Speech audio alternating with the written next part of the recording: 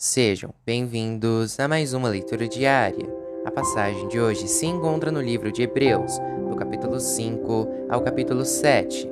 Cada grande sacerdote é escolhido entre os homens e nomeado para servir a Deus em favor do povo, apresentando a Deus ofertas e sacrifícios pelos pecados.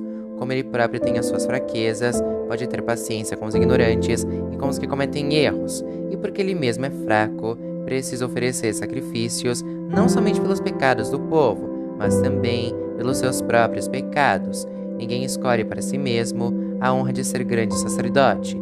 É somente pela vontade de Deus que um homem é chamado para ser grande sacerdote, como aconteceu com Arão. Assim também Cristo não tomou para si mesmo a honra de ser grande sacerdote. Foi Deus quem lhe deu essa honra, pois lhe disse: "Você é o meu filho, hoje eu me tornei o seu pai." Em outro lugar das Escrituras Sagradas, ele também disse: "Você será sacerdote para sempre, na ordem do sacerdócio de Melquisedeque." Durante a sua vida aqui na terra, Cristo, em voz alta e com lágrimas, fez orações e súplicas a Deus, que o podia salvar da morte, e as suas orações foram atendidas porque ele era dedicado a Deus. Embora fosse o Filho de Deus, ele aprendeu por meio dos seus sofrimentos a ser obediente, e depois de ser aperfeiçoado, ele se tornou a fonte da salvação eterna para todos os que lhe obedecem. E Deus nomeou o grande sacerdote na ordem do sacerdócio de Melquisedeque. O perigo de abandonar a fé.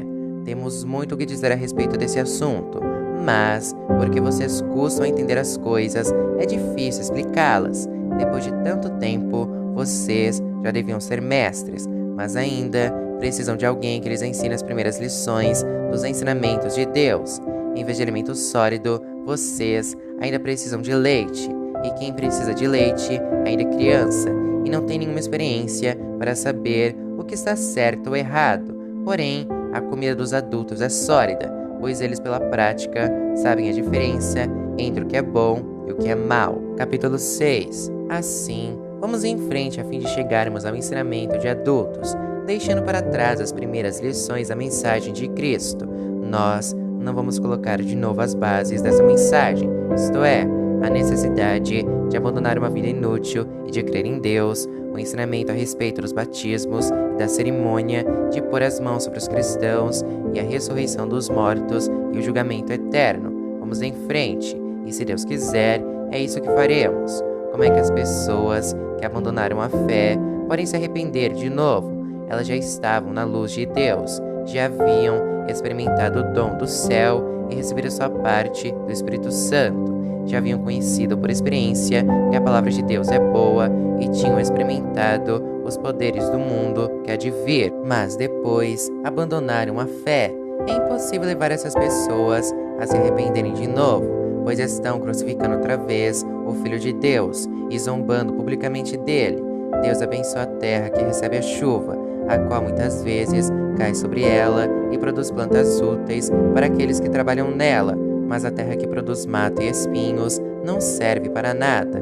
Ela corre o perigo de ser amaldiçoada por Deus e acaba sendo queimada. Porém, ainda que falemos dessa maneira, meus queridos irmãos, estamos certos de que vocês têm as melhores bênçãos que vêm da salvação. Deus não é injusto.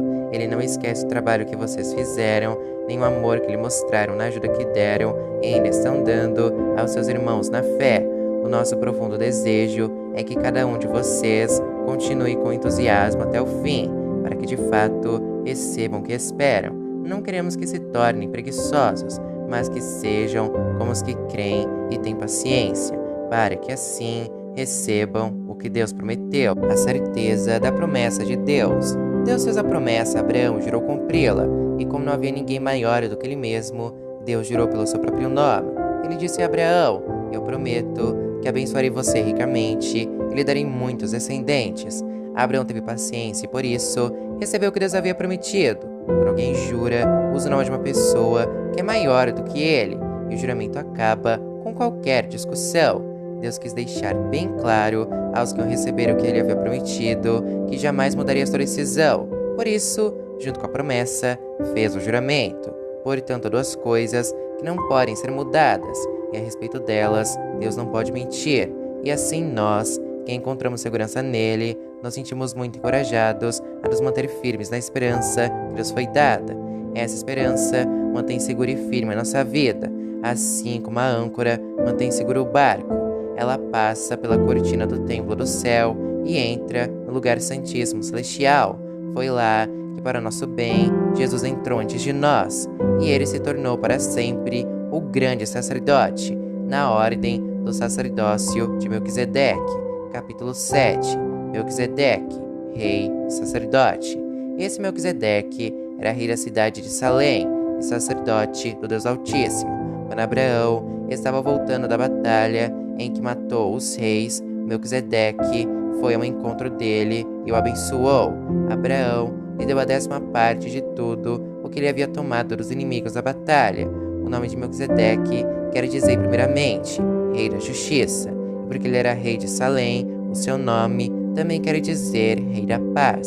Não se conhece o pai nem a mãe, nem qualquer antepassado de Melquisedeque, e também não se sabe nada sobre o seu nascimento ou sobre a sua morte. Por ser como filho de Deus, ele continua sacerdote para sempre. Vejam como Melquisedeque era grande. Abraão, o patriarca, lhe deu a 10ª parte de tudo que havia tomado dos inimigos da batalha. Conforme a lei de Moisés, os sacerdotes, que são descendentes de Levi, têm a obrigação de receber do povo a 10ª parte de tudo. Eles recebem dos seus próprios patrícios, embora estes também sejam descendentes de Abraão. Melquisedeque não era descendente de Levi, mas recebeu a 10ª parte daquilo que Abraão havia tomado na batalha e o abençoou. Sim, abençoou o próprio Abraão, que havia recebido as promessas de Deus. Não há dúvida de que aquele que abençoa é mais importante do que aquele que é abençoado. No caso dos sacerdotes, a 10ª parte é recebida por homens que um dia vão morrer, mas no caso de Melquisedeque, como dizem as escrituras sagradas, a 10ª parte foi recebida por alguém que continua vivo. Portanto, quando Abraão pagou a 10ª parte, Levi, cujos descendentes recebem a 10ª parte, também pagou, pois Levi não tinha nascido e, por assim dizer, ainda estava no corpo do seu antepassado Abraão, quando este se encontrou com Melquisedeque. A lei que o povo de Israel recebeu se baseava no sacerdócio dos levitas. Ora, se o trabalho dos sacerdotes levitas tivesse sido perfeito, não haveria necessidade de aparecer outro tipo de sacerdote, da ordem do sacerdócio de Melquisedeque, e não da ordem de Arão. Mas quando se muda o sacerdócio, a lei também precisa ser mudada, e o nosso Senhor Jesus, a respeito de quem são ditas essas coisas, pertencia a outra tribo. Nenhum membro dessa tribo jamais serviu como sacerdote. É sabido que por nascimento, Jesus, o nosso Senhor, pertencia à tribo de Judá, e Moisés não disse nada dessa tribo quando falou a respeito dos sacerdotes. Outro sacerdote como Melquisedeque, e tudo isso se torna bem mais claro, pois surgiu um sacerdote diferente, parecido com Melquisedeque. Ele não foi feito sacerdote pelas leis ou regras humanas, porém se tornou sacerdote por meio do poder de uma vida que não tem fim, porque as escrituras sagradas dizem: você será sacerdote para sempre, na ordem do sacerdócio de Melquisedeque.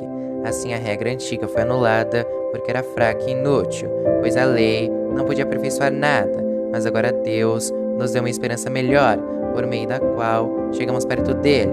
Além disso, há o juramento de Deus. Não houve juramento quando os outros se tornaram sacerdotes, porém, houve juramento quando Jesus se tornou sacerdote, pois Deus lhe disse: o Senhor jurou e não voltará atrás. Ele disse: você será sacerdote para sempre. Portanto, essa diferença também faz com que Jesus seja a garantia de uma aliança melhor. Ainda há outra diferença. Os outros sacerdotes foram muitos, porque morriam e não podiam continuar o seu trabalho, mas Jesus vive para sempre, e o seu sacerdócio não passa para ninguém. Por isso, ele pode hoje e sempre salvar as pessoas que vão a Deus por meio dele, porque Jesus vive para sempre, a fim de pedir a Deus em favor delas.